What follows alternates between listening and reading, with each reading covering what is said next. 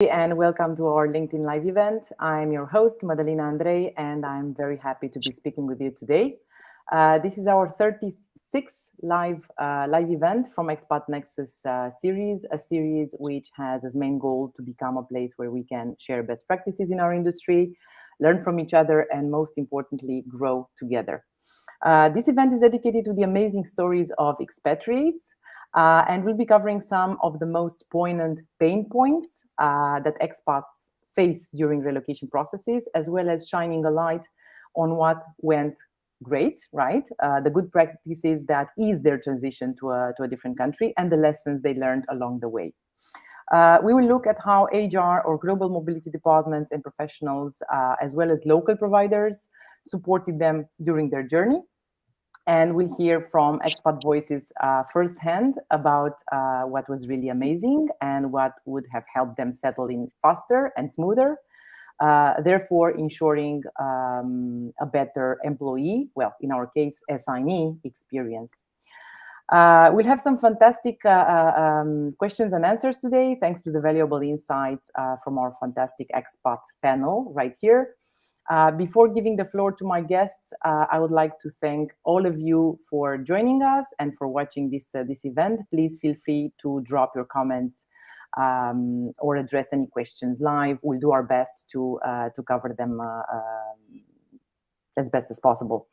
For those of you not yet familiar with Expat Global, it's the first sustainable marketplace digital ecosystem in the global mobility sector. To put it simply, it's the first e-commerce platform in global mobility arena that enables the direct relationship between local and regional experts and professionals offering specialized services like relocation, immigration, visa, tax, social security, and so on, and corporate clients in need of such services anywhere in the world.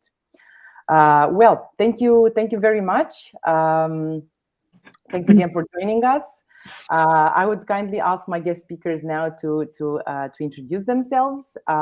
Just make sure you cover all the most important details so that the audience have a better feeling of your background, like country of origin, if you're relocating to with families or not. The number of assignments you had so far. We can start alphabetically, right? Markus, we're super happy you're here. You're first. Yeah. So I start. Yeah, my name is Markus Hernier. I work for Bosch, and currently I have an assignment in Cluj, Romania. Before that, I am German, and before that, I was working for 2 years in Germany, and prior to that, I have been 4 years in India as well, also always for the same company. Yeah, at the moment here in Cluj, I am with a family, with my wife and 2 children, and I must say 2 children in teenager life. Maybe we have some discussions about that later as well. Exactly, Alexandra was saying the same thing. Yeah. So that's it about me in a brief form. Yes. Amazing. Thank you, Markus. Maxim? Yes. Hi, everyone. Yeah, my name is Max. I'm from Ukraine. I had a relocation to Romania last year with my family, my wife and daughter. And basically this is our first. I do not have the big list of the experience about the expatriation, the processes. This is my first, and I would say very interesting one. That's, I think, basically it. Introduction. Thank you, Maxim. Rebecca? Hi, I'm Rebecca. I'm from New Zealand, and I relocated to Romania just over a year ago. This is my first relocation, and I relocated with my husband. We got married 5 months before we moved. Oh my God, okay. And moved here, so we've gone through a lot of life changes in the last year, and I travel a lot for my job and look after the whole East Europe region. Thank you, Rebecca. Alexandra? Hey, my name is Alexandra Pekovic. Originally, I'm from Serbia, which gives a specific flavor to relocation, considering immigration process as such. This is my 7th country. I have been living and working in Europe, in US, in Latin America, in Asia. I was spending some time in Romania. I'm currently in Prague, in Czech Republic. In the beginning of my expat life, it was only me, then it was me and my husband, and now I have full family, which I must admit, Marcus, teenager is the biggest, like, kind of an obstacle. If we overcome all this relocation thing, I could say that I could have quite vast experience of it, and I don't think it is stressful, but if it's organized well, I can't say it's pleasure, but you are still seeing that I'm continuing moving and relocating, and I don't think if it's properly assessed, it could be a pleasant part of the journey. Thank you, Alexandra. Adriana? Yes, hi everyone, and my name is Adriana, and I'm Italian. I'm at the 7th relocation. So basically, I started in 2006 when I first went alone by myself to Switzerland, so not very far, the first relocation where I was an expat worker. Then in 2008, I moved to China with, at that time, my boyfriend, and then became my husband, and I was accompanying, I was accompanying a spouse. And then, let's say, finding and having the possibility to work as well. And then with kids, we arrived now in Scotland after, China, Dubai, Ghana, Romania, Azerbaijan, and UK. Amazing, amazing. Thank you all for taking the time to share your stories and your insights with us. I think we can kick things off, right? Because it's common knowledge by now that moving abroad actually ranks really, really high in the top of the most stressful event in life. Alexandra, no matter what you're saying, the polls are saying that this is a really, really stressful event. Right behind the death of a loved one, really, and divorce. Yeah, and it beats major illness or the stress of losing your job. Yeah. So I would start by sharing what would be the most important challenges. Yeah, if you were to make like a top 3 of challenges, the most difficult aspects expatriates face when they're relocating abroad, what would that be? And we can, I don't know, we can take turns to answer that. We can start, Rebecca. All right. I mean, as you say, it's a pretty stressful experience. I think it has a lot of glamour about it, and so I think one of the biggest challenges is, I guess, not getting caught up in all the stress of it and trying to enjoy the good parts of a relocation, because there are a lot of good parts, and when people talk to you about your relocation experience, sometimes you fall into the trap of talking about all the negatives, but there are a lot of positives in it as well. The single biggest challenge for me and my husband while we've been here has been getting our residency. So we didn't know the process. Immigration is just a nightmare. My husband had to leave Romania back to New Zealand for 3 months, and that's a long flight, and then was stuck outside of Romania for 3 months, but in Europe, so we had to travel for 3 months.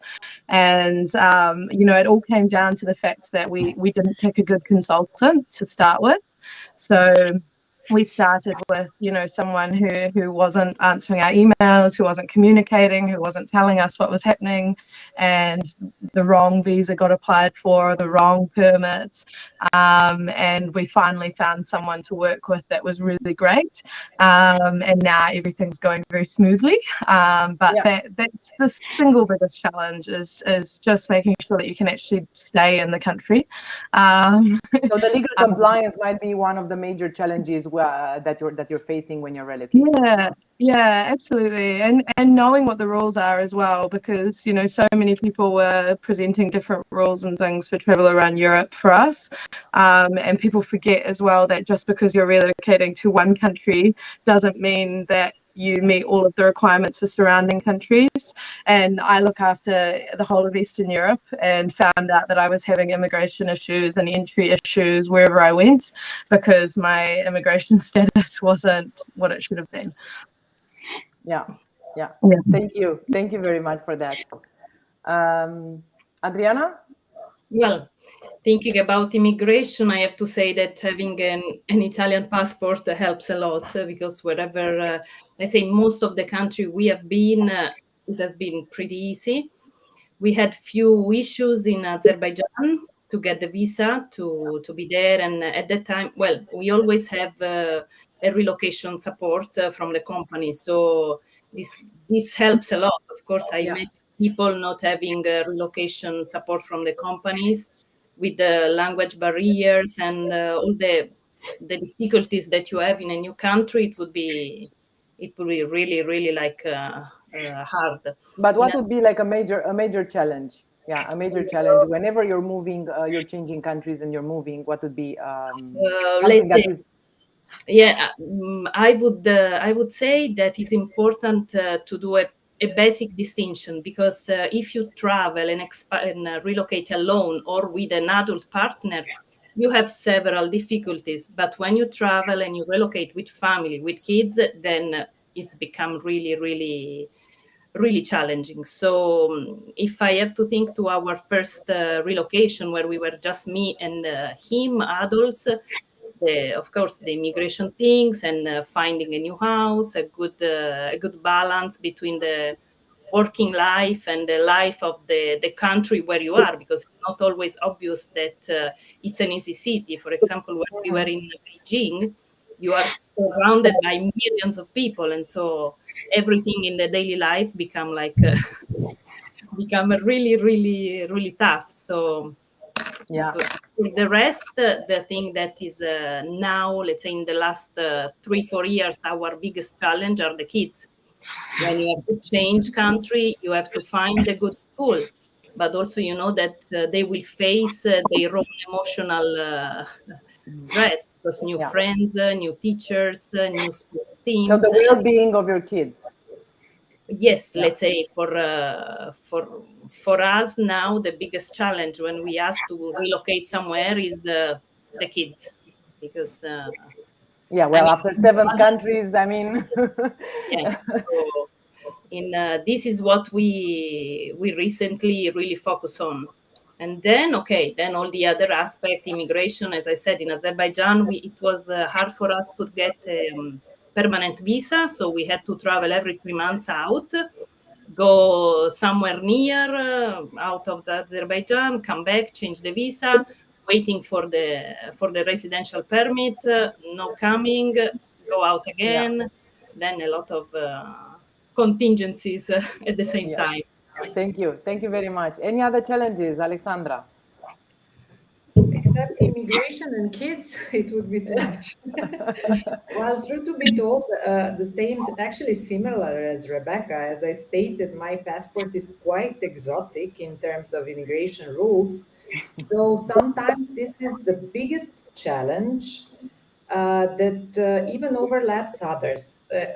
In a nutshell, I agree at this stage of my life as Adriana. For us, like really, really challenge is how to move teenager from one country to another, having in mind very sensitive period, friends that he has. But this is like real problem. We can sometimes not tackle real problems due to very administrative problems that we have immigration related, and the specifics that are, let's say, covering minority of the I don't know, the market, like exotics. Probably in Europe, they don't have many employees from New Zealand. I had a colleague from South Africa, and they had similar case.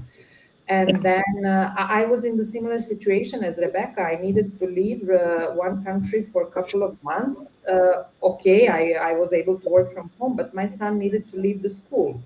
And it is quite complex, and very often what I learned from my experience is not something that companies are ready to deal with. They need to engage somebody who is maybe more professional on it, exactly of the cases which are kindly very specific. They are not coming in their own experience or something like this. And knowing and being patient, you know, in the beginning, when you set some expectation, when you set some timelines, be prepared, like probably in each and every business, that you're gonna stretch the timelines, that you're gonna lower your expectations, that you're gonna, I don't know, be happy just to have something, and so on and so forth. And also one of the lessons learned, which I have, it matters, even though it's professional, like relocation is a process, it really matters with who you are executing with. Yeah. My recent experience in this country, I executed with a lady that was such a comforting. Facing immigration people, especially during the COVID period, was horrible by default, you know, going there and you don't know what's going on. And now the war and everything, it became very, very complex.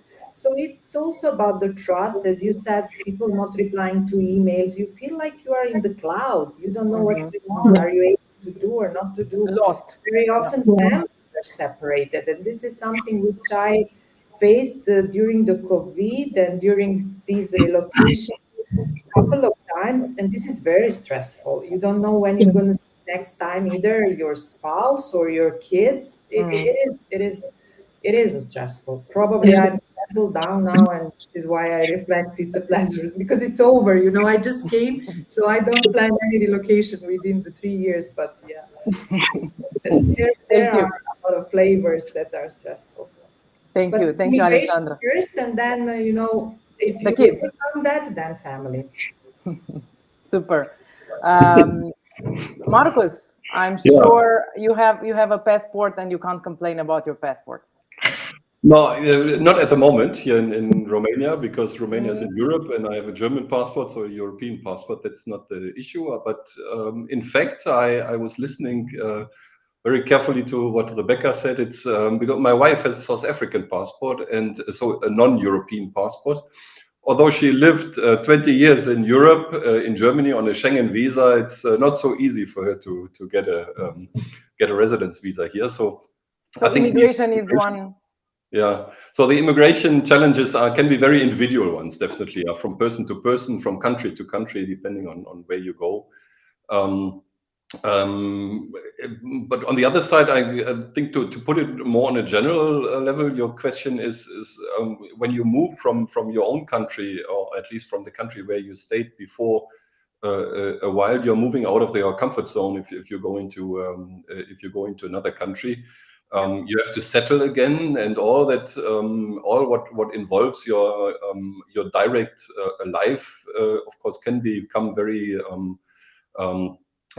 very stressful, very emotional, depending on whether you are successful in what you are trying to do or not. For example, attaining a visa at immigration, or if you have a medical problem in a foreign country and you don't know where to go, things like that. Schooling, of course, can be also very stressful because, of course, parents want the best for the children, and then the right choice of the school is very important. But before, you don't really know how to judge the school, how to and then and with the family, depending on what situation you are in the family, whether you go with kids or without kids, and or if you go alone with a spouse, and so on. These are all factors that are very important, because if the family does not like to come with, then you have another stress factor that can be very high.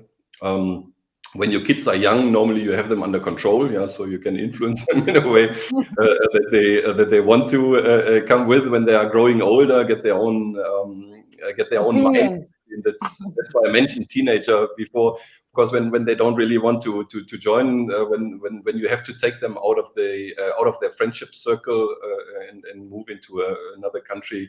Of course, that is a difficult situation. And I can imagine once the kids are teenagers, it's like a family decision, right? I imagine, yeah. I think it must be, yeah. So it must be a family decision, because it's if one in the family makes a decision to go abroad, and the others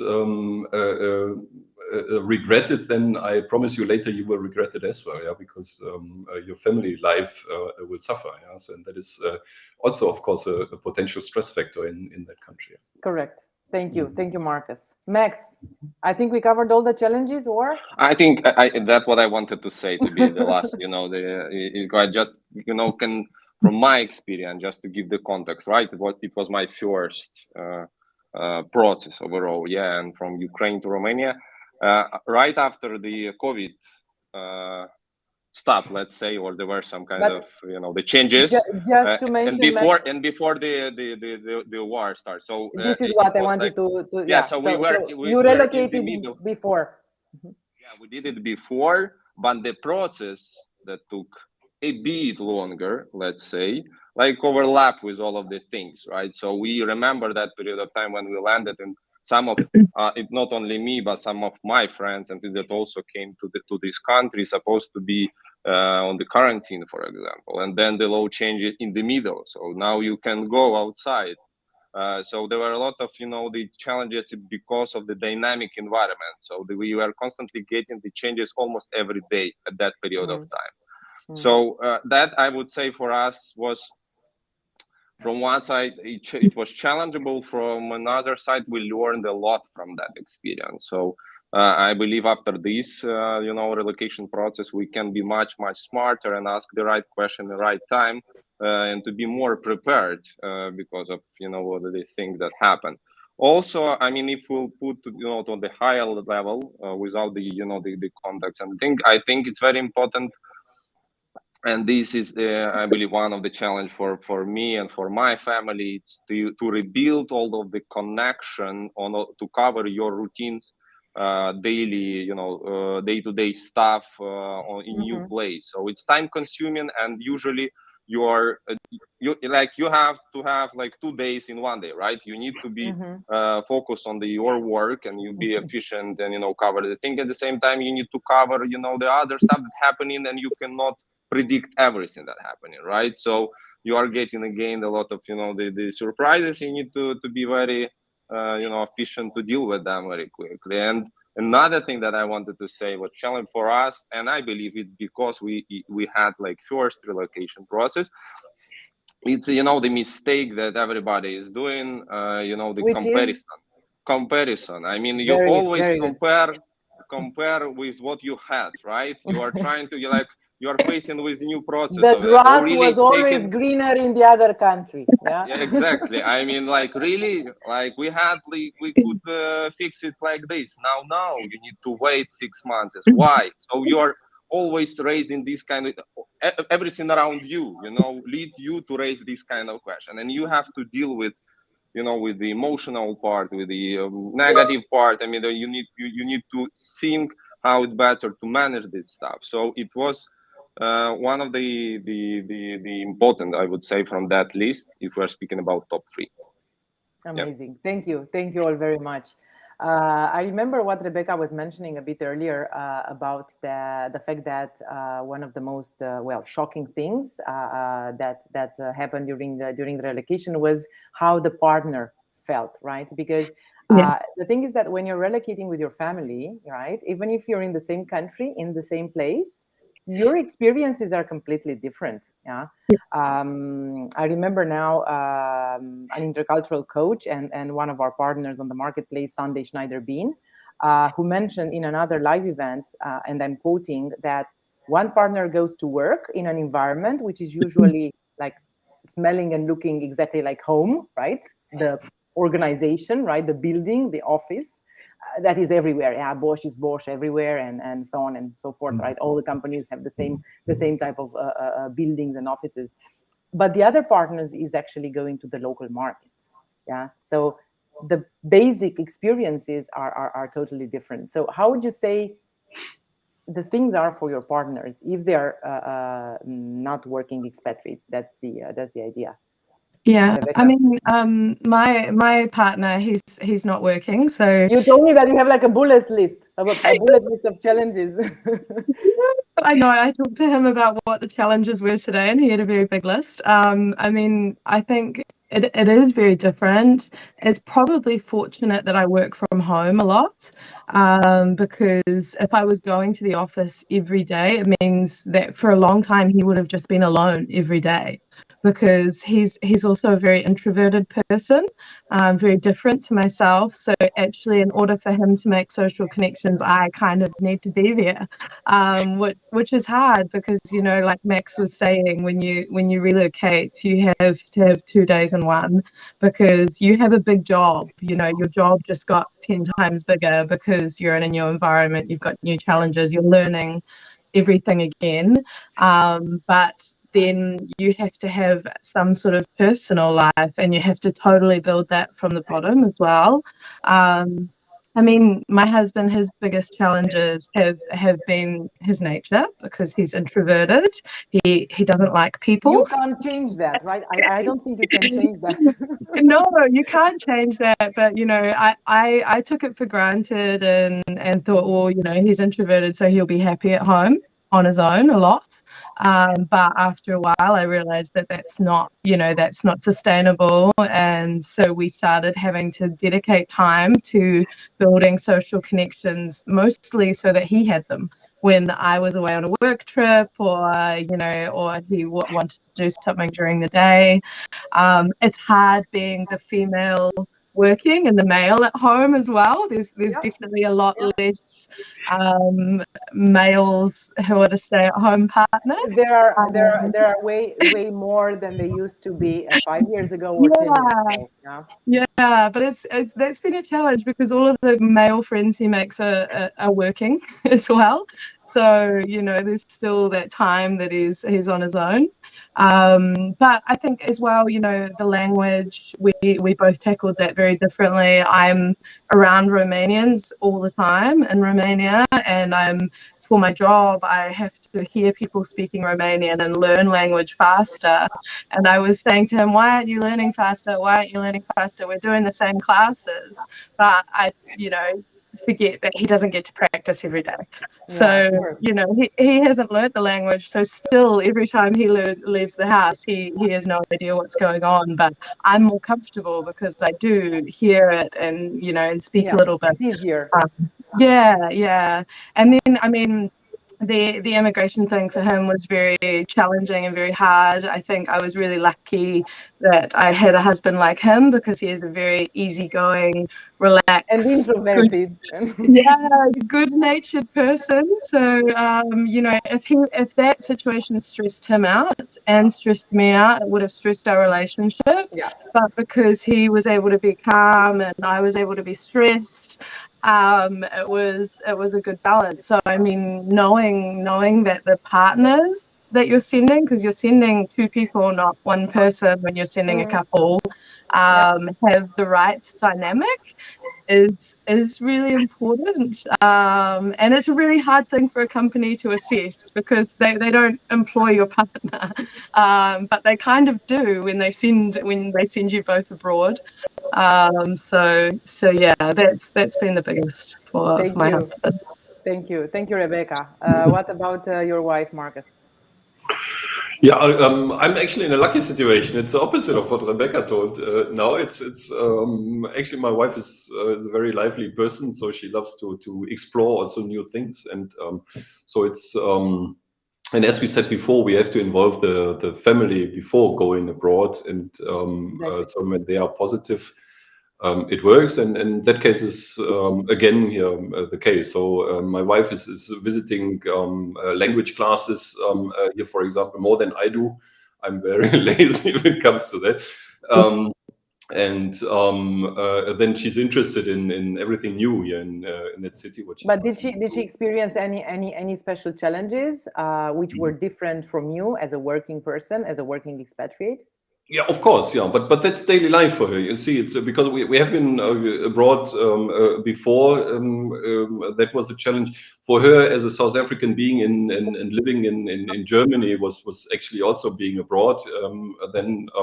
So for her, it's not a new situation. Yeah, so and that makes it easier for me as well. She already has a routine, let's say. Yeah, definitely. She has a routine, and she has her way to deal with it, and she likes it, of course, also. and then and that helps a lot, of course. Yeah, when I'm at work, I don't have to think about how she's feeling or if there's a bad mood in the family. Yeah. So that's from that perspective, I'm very lucky, and also with the children. This time in the teenager age, I said before, it was more difficult to get them to Romania because at least my our daughter, we had to take out of her friendship circle where she was where she didn't really like this, but it took about a month and then that was over. And yeah, since we are living in a mixed marriage, they are also used to living in other countries, to be open for other cultures, and so they are not negative here in Romania, and they go to school very openly, and they also give very open feedback. So the classes are good when they enjoyed it, but they also criticize when I don't know, when they learn something that they don't like us. So, yeah, but that is the same as at home. Yeah, so there is no difference. Super, thank you, Max. Mm-hmm. Yeah, well, for my family, I'm thinking now what to add. Maybe what was challengeable for them, it's a language barrier, right? When you are living in the country that, although they do not have the great level, to communicate in English, but anyway, it's easier, right? So we traveled a lot. We didn't have a lot of opportunity with the relocation, but we traveled a lot together. But just to close some routine stuff, to cover the things, sometimes it could be challengeable, but because you cannot communicate directly, you need to ask somebody else, so it's some kind of stressful. But overall, I would say that it's very important to have this support from your partner, and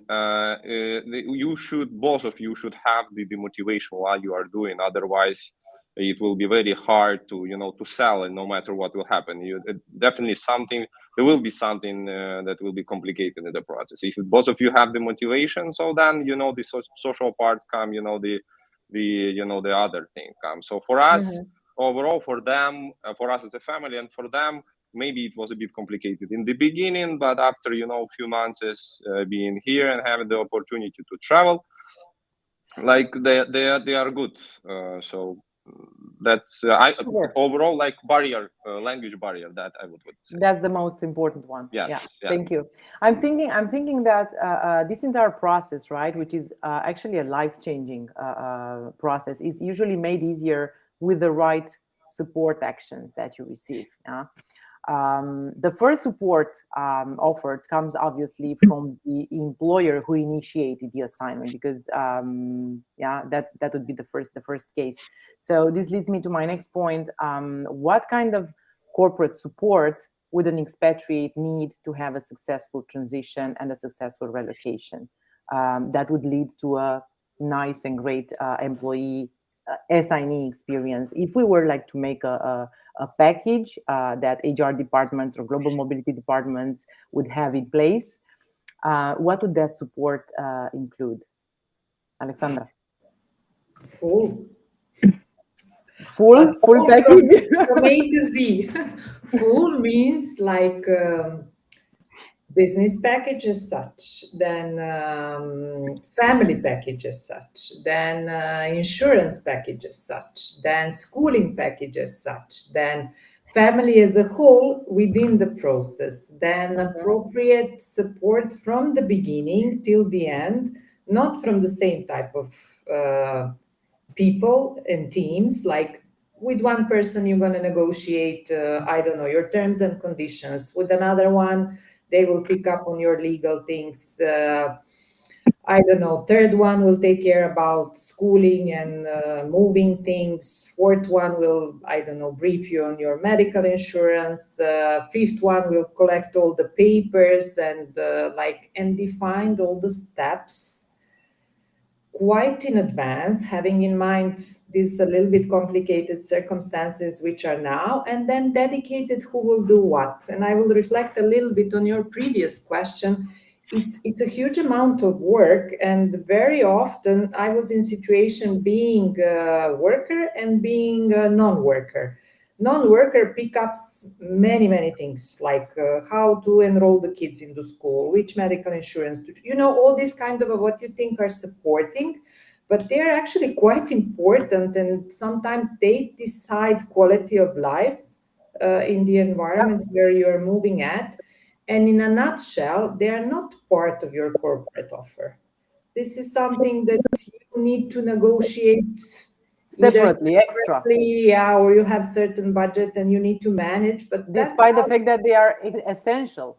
They are, especially in the case that we are talking about relocation of more people, like even a couple we're talking about. I remember when I was going from one country to another by myself, I don't know, I took care about the accommodation. Do I have car and what is going to be my salary? Honestly, at the age of 20, 30, I didn't even care about medical insurance. And at that time I lived in US, and that was a big thing. But now it's like a full scope of all of these steps. And somebody said it's a family decision, and really needs to be a family decision. And like everybody should say what they have, pro and con. And having that in mind, again, I don't think there are many corporations that will offer you full thing. So just to have somebody to have like a full circle, whatever is the full circle, is it something that you, I don't know, you will outsource or you will add by yourself? There are parts of the relocation process which we did it by ourselves, because we had a lot of experience and we knew what was like pros and cons and how we can deal with something faster or not. And then we would serve the solution to the company who was like managing the relocation as such. So it's a very cumbersome and very complex process. And I remember, as I said, I don't know which one is now, but around third or fourth month, we as a family, we would have huge fight. And it would be like 3-4 weeks, nobody would talk to anybody. Because everything what is happening in life, we would blame the change of the country. Like I think Markus mentioned, my son doesn't like something in school. Oh, it's like horrible school. The previous was better. I must admit, and it's a funny fact, I need to make some funny fact here. I came to Czech Republic from Romania. And you guys, you know how you're driving in Romania. And when I came to Czech Republic, I said, oh, beautiful, like, finally rules, I can drive. But I'm coming from the side street and nobody will let me in since I'm coming from the side street. And in Romania, there is a gentleman agreement. They will always let you from the side street. Especially if you're a lady. And exactly. And then I was so mad, even though I had a rule, and honestly, it's easier to follow the rules. I was so mad that I said, I'm not going to drive in this country because I like the gentleman agreement. There are many flavors on life which are different comparing to the previous. So it's not an easy period. And also companies should have that in mind, not only during the whole, let's say, relocation process, but if, for example, if you're working, not to put you on a full day from the day one, because you have a lot of things to execute, which are part of this, but not concrete related to the execution that you need to give at your office or at your work. So, yeah, and I think I need to highlight. What you said a bit earlier, Alexandra, and I think it's really, really important. You mentioned that the corporate support should be along the way, right? Along the relocation process. All the time. From the beginning, during the assignment, and even also still, during the repatriation. You are settled, but you are mainly on some contracting period. So it will come to the end. So you will relocate. So it needs to be there during the whole period and supporting everybody who are in the process, the whole family. Yeah. Thank you, Alexandra. Markus? Yeah, I would share all the opinions that were said before. It's of course corporate research support is important. I think the bigger companies, most of them offer the packages, and so if I speak for myself, there is enough support from central point of view for experts that are sent abroad. depending on where you are at the moment, not in Cluj, but for I remember the times when we were in India, in Bangalore, then you have you are exposed to many other experts, also from different companies from around the globe. And then, of course, you're comparing the packages and so on. And then at the end, that doesn't help at all. No, and, comparisons are not good.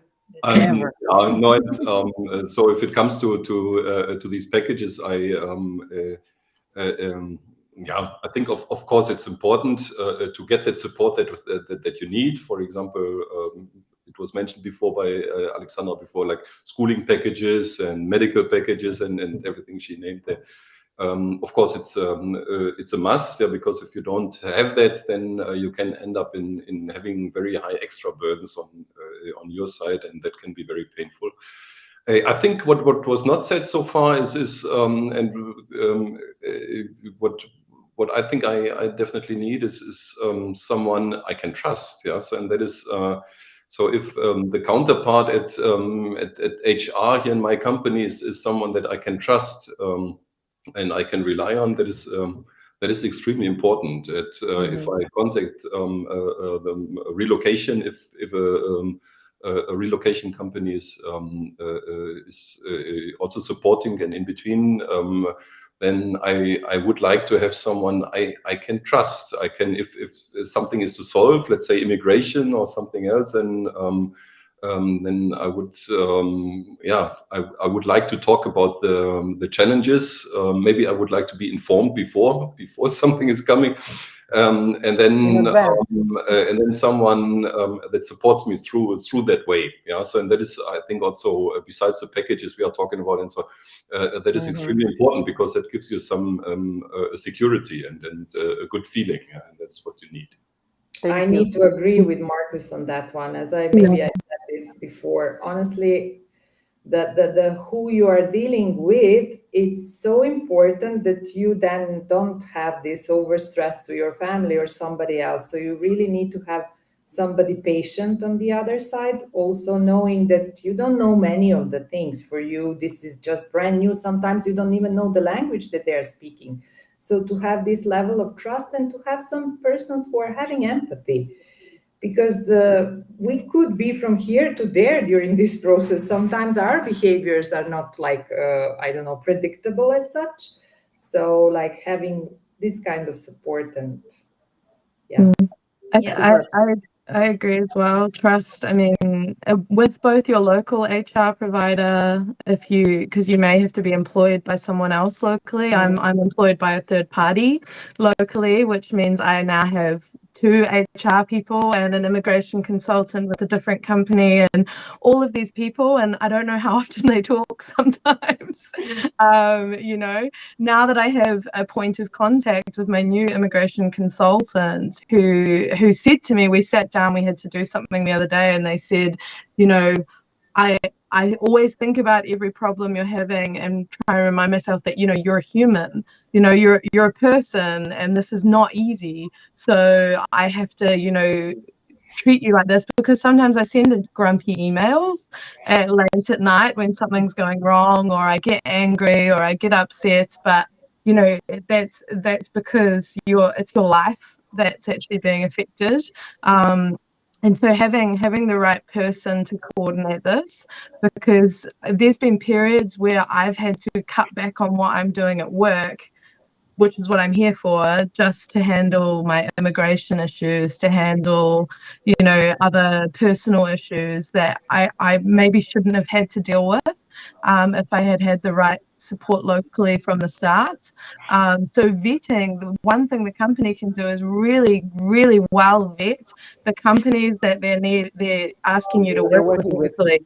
Because if they, it's not just checking if that company is profitable in the last couple of years, it's checking, can these people, have they handled other expats from Australasia? Have they, have they handled non-Europeans? Have they worked with people who have relocated with a partner? I mean, my HR person once said to me right at the start, your partner is not my problem. You're my employee. And, and I said, we are actually both the employee of the company, and that was the local person I was dealing with who just had no empathy for that. So yeah, thank you very much for sharing this. You mentioned the word well, support. That takes me to my next question. Well, if you can believe it, we have like quarter of an hour. I know. I mean, we just we have so many questions, but we will not be able to finish everything. So the next question is related to the services. Briefly, if you can think about two instances in your experience where you did not have access to certain services, but you really needed them, right? So what were those services that you really wanted and you needed for your well-being or your family well-being, but you did not receive them from the corporate level? Yeah. And a time when certain services well, saved you, right? Thank God they were there, you know, thank God that I had them. We're trying to make like what kind of services would be paramount to have when you're relocating to another country. Yeah. Max, can you start? Yes, I'm thinking what to choose from my hat from that. I mean, again, about this service, it's almost everything about my experience is connected to the documents and the fact that, you know, you are spending a lot of time for doing the thing. Okay. So immigration support, legal compliance support. Immigration support, and when you have the bunch of the items and documents that you need to collect, and so let's say from the beginning you have this list, right? It looks for you like clear, right? You have the understanding. But when the time comes and you need to prepare it, so, and with all of the delays that happening around, with all of the limitation, it's getting a bit more complicated. So one example that we had when I got the resident permit here, we were able to move forward with the reunification process for my family. We were stuck with the fact that we cannot go outside of the country in order to our country to get some documents. We don't have these options at all. This is the situation, and you have to invent something in order to get it, because if you will miss the appointment, then you will stay illegally, and this is the circle, right? So we went to our consulate and we were asked them to create these things. We were first people that asked for the things, you know, here, not like there were another processes before about this. So they said that we are first that asking about let's say the police clearance here. Look, we do not have the opportunity to get this document from Ukraine. So we had a lot of debates that it's important, and otherwise we will miss everything and won't be able to proceed. And as we understood in the end, we were the first that created this flow. So they did it. It took us some time, I don't know, 1 hour of discussion with negotiation, and they trying to give them the logic and etc. When the consul, the local one, said yes, okay, so we will do it. And we did it. I mean, so it unblocked us a lot, and it was the painful point for us to understand what will be next. Otherwise, we won't be able to proceed with the process and etc. And okay, so immigration compliance, right? Immigration support. Yes, and I do have a bunch. We don't have a lot of time here. I do have a lot of stories related to this. I just choose one, and the one that like helped us, I think, after the few months of being here, when we started getting the connection, and you know the local people that have their own experience and they have their own connection, it helped us a lot. So when we are starting getting the alternatives, so you have the agent, you have the supporter, right? And they are telling you about the flow. Then sometimes, you know, you do have a lot of others, and it's good to know about that, right? So you do have the alternative. So I would recommend, and for ourselves, you know, for the future, to be prepared with the list of the people and agent that will be able to help you with the processes that you will go through together with your family, in order to ask them in the proper time. Do not rely only on one, or even the one that was provided from the company and etc. So be more proactive with the things, and do not rely only on the one. So it will probably help you to speed up and to do the things faster, or, you know, smarter. sometimes. Yeah. Thank you, Max. Madalena.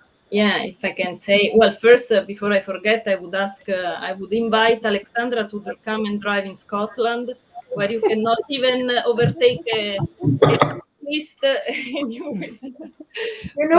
I didn't realize it actually. I was so adjusted that I really loved. My family told me that I should change my job and become Uber driver. That I really enjoy driving in Romania. Probably it's an adrenaline thing.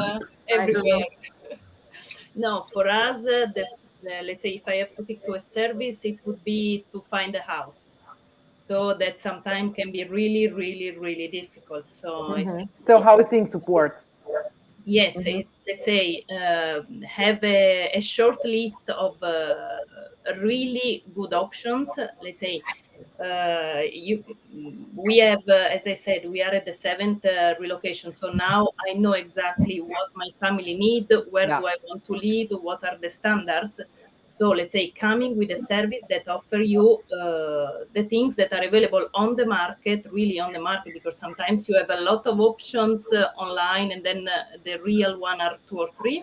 And so come with a very good selection of what would fit your requirements.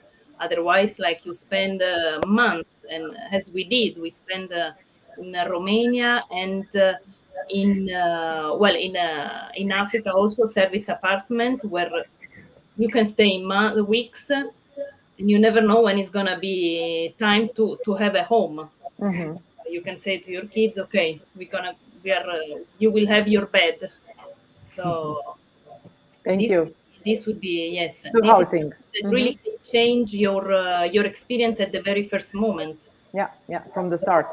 Here, for example, when we came here, I said, okay, I don't want to spend not even a week in a service apartment. Give me the first home available, and then you start to live. Yeah. Thank you, Adriana. Alexandra?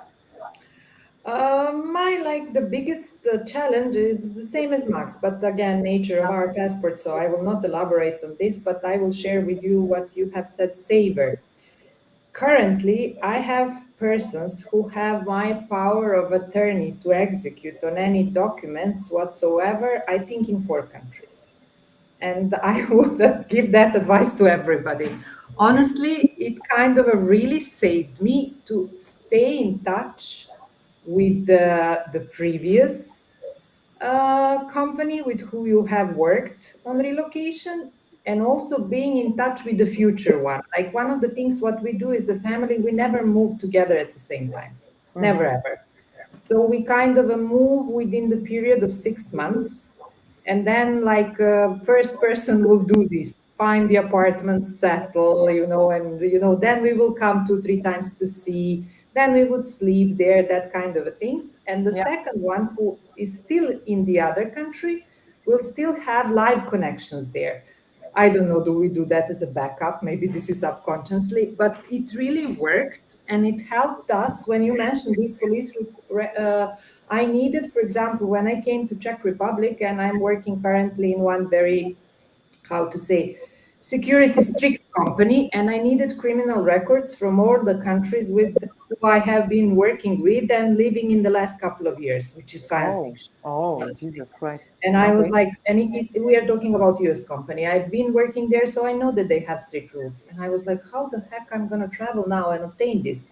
I have had power of attorney, and I mean, it is not that cost efficient, but it's a saver, honestly. Sometimes even to overpay some services which are not part of the regular relocation package, but having in mind people with who you worked with, have in mind people with who you have trust with who you maybe went once or twice and did some things, and use them. And I do truly hope that companies like you guys now are doing it, but I still don't know how it's going to work digitally, that global also exists in terms of relocation. Would be able to work within the same team, depending, are you going from this country or another? Because it's like some kind of a long-term relation. They know exactly, as Adriana said, what kind of housing you want, what kind of schooling you want. You know what's and your you can pass on the information. You can share the Exactly. information so that the expatriates are not wasting their time anymore, and they're not not providing everything from the beginning, the scratch. from the scratch. Yes. Yeah. The thing I think that makes the difference is also the approach of the local people, because you come from a culture, you come from an experience, and then on the country you go, you will find people that have another background, other experience, other culture. So you have to somehow adjust in advance before arriving on the country. Try to have a, I don't know, maybe a call or some papers that will prepare the basis on how to land then on the place. Yeah. Would you say intercultural trainings would be an important service that you should receive? Yes, or expatriates should yes, receive? definitely. I And can share not only for the accommodation, I would say, for several other things. Yeah, not only for I had accommodation. very interesting experience now moving to Czech with one of the companies. It's not the company with who we worked, it's the relocation company. They were hosting us for a week, and they were showing us the city, they were showing us the schools, they were showing us current real estate market. It was like a, I don't know, tourist trip, but we got some kind of a, exactly as Adriana said, some cultural feeling to which extent we need to adjust and what we need to accept. Like, for example, here real estate market is like, I don't know, so tough that it's very hard to find something which we would never assume. So those kind of shades and flavors of the culture we have learned due to this 1 week of, however it's called, but some kind of a, I don't know, pre-boarding, let's call it like this. Pre-assignment, let's say, pre-assignment orientation or something. Yeah. We have a comment from Jyotirmayi. Hello, Jyotirmayi. She's a global mobility expert. Nexus story suggests the need of a buddy program with local employees and earlier expats to know alternatives and finer nuances. Yeah, thank you. Markus, sorry, would you add? Would you have like a special service in mind that would be highly important for your well-being? I was actually thinking about it, and so here from my experience here in Romania now, and also before in India, it was everything that is needed was always given, and also this time again here in Romania we had good support. I think what is important also is of course one needs a bit of flexibility and tolerance. Yeah, so we discussed before, there's the other cultures where you have to adapt to, and of course life is different. Sometimes the expectations are different, of course, and your background is different. And then it's very important to be so flexible that one should not forget about what someone needs, but maybe sometimes not everything will be fulfilled as wished, and then still not be upset about it. Yeah. So and that kind of tolerance is I think it's very necessary. Yeah, especially depending on what country you're going to. Yeah, correct. Rebecca, would you have any service in mind that was not mentioned so far? Yeah, the only other one is healthcare services locally. I mean, I think, you know, just this week I've been sick and I still have trouble navigating the healthcare system here. And so, you know, either having a buddy like was suggested, or having a consultant who can support with that is really important, because you know, I don't know how to get a medical certificate. So how do I take sick leave? Yeah, of course. And I went to my doctor, and they said they couldn't give me one because I didn't meet some registration requirement, and I have no idea how to do that. So having someone to help you navigate those services, and the home service was really helpful. I had one that gave us a tour, a city tour, a cultural tour, and helped us pick an apartment all in one. And that was amazing. That was by hands down the best service that we've had since we've been here. Amazing, amazing. Well, believe it or not, we're down to 1 minute left. So let's prepare. Surely this is a topic that needs to be revisited, right? So if you all agree, perhaps we can get together at some point again next year and continue our discussion. I would end with a very brief answer from all of you.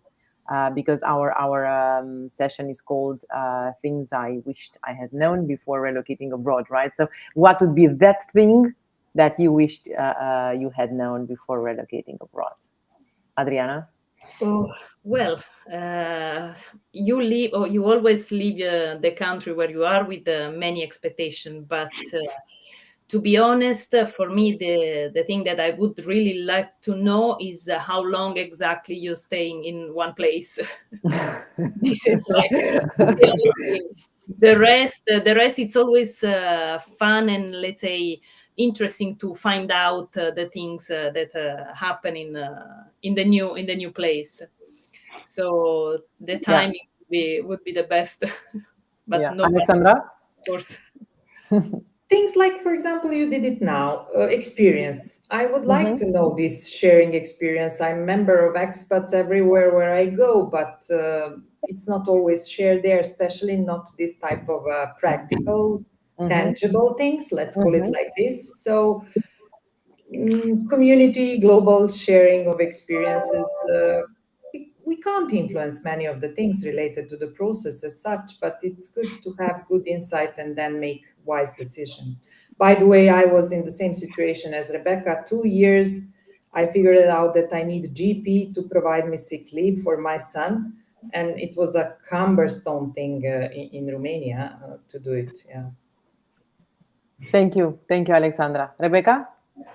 I think really clear company expectations as well. I think the biggest mistake I made was thinking that the company expected me to solve all of the problems in the world and do the most amazing job while relocating my life and adjusting to a new culture.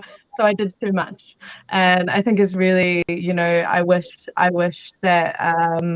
And I think my company was quite good at this. I probably wasn't very good at listening to it, but just reminding the expat of what the expectations are and bringing the bar down for them, because chances are that you're relocating someone who is a really high achiever and a good performer, and so they're going to try and push themselves too hard and too far in a lot of situations. And if you want to avoid burnout, you've got to set the bar a little bit lower for them. So they can get settled. Thank you, Rebecca. Max? Things you wish you had known before relocating. Well, one thing, because we're already one thing over. that the challengeable part. Yeah. So I think it's a matter of the details about the cycles of all of the processes that you see on the papers, right? So you have the whole overview of the entire process with the timeline, with real experience in that context, because if you are speaking about the same relocation process 2 years ago, right, it's absolutely different thing before the COVID. So after the COVID thing, a lot of things happen. After the war, a lot of things happen and change. So take this context and get the understanding about your situation and what it will mean for you and for your family, because and there you can go and have the list of the things. From my point of view, with all of the support that provided from everybody that involved, context is very important here. So, and real example in these processes. Yeah. Thank you, Max. Markus? Okay, hearing to all of that, I don't want to know anything prior to my assignment. That's what makes an expat life very exciting, yeah, and that's what I'm. You want to be surprised. Yeah. Yeah, the challenges will come anyway, but if you know them before, it's sometimes not good. Yeah. Thank you all very much. I think this wraps up our session. It's been great. I'm sure the audience found it extremely interesting. Thanks a lot for taking the time to join us, for all the stories and insights you shared. Thank you all for watching and for being with us. In case you have any questions whatsoever, or just want to connect with my guests here, please do so. They're all on LinkedIn. This was the last LinkedIn Live event this year. So until next year, feel free to follow us on social media. Head up to our website, expat.global. Book a demo session to learn more about our sustainable marketplace and how it can be a game changer for your business. And we wish you all a great winter holiday, right? Merry Christmas and a wonderful New Year ahead. Goodbye, everybody. Oh, thank you. Goodbye. Thanks a lot. Good luck.